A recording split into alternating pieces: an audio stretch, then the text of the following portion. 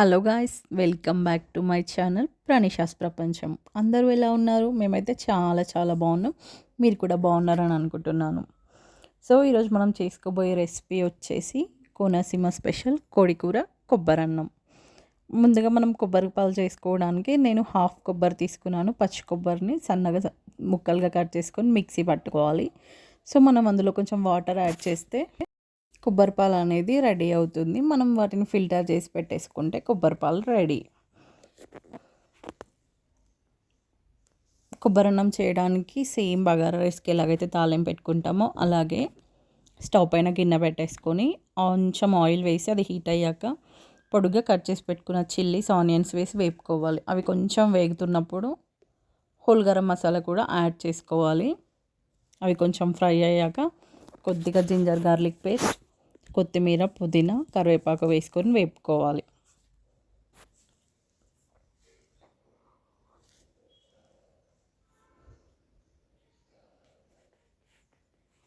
అవి కొంచెం వేగిన తర్వాత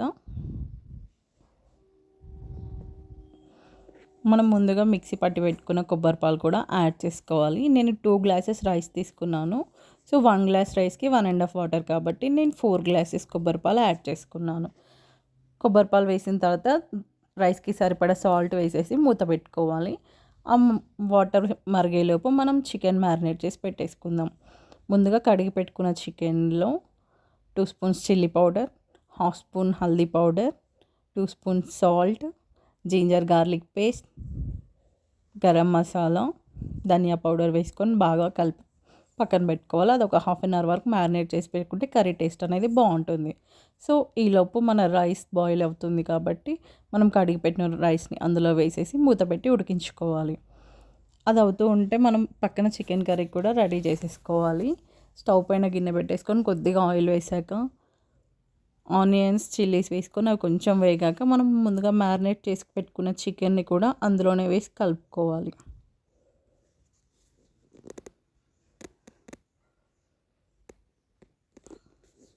చికెన్ని కలిపిన తర్వాత మూత పెట్టి ఉడికించుకోవాలి. ఆలోపు మన రైస్ రెడీ అయిపోయింది. స్టవ్ ఆఫ్ చేసేసుకోవాలి. చికెన్లో ఉన్న వాటర్ అంతా పోయిన తర్వాత ఒకసారి చికెన్లో చిల్లీ పౌడర్, సాల్ట్ అనేది టేస్ట్ చేసుకొని తక్కువ ఉంటే యాడ్ చేసుకోవచ్చు. ఇప్పుడు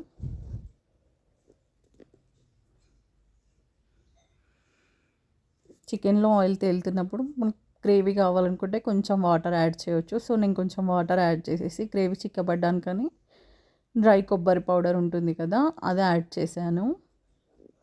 సో కర్రీ కొంచెం దగ్గర పడిన తర్వాత సన్నగా కట్ చేసుకున్న కొత్తిమీర వేసుకొని గ్రేవీ చిక్కగా అయిన తర్వాత స్టవ్ ఆఫ్ చేసుకుంటే వేడి వేడి కొబ్బరి అన్నం, కోడి కూర రెడీ.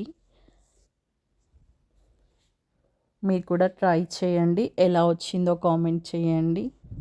Bye bye.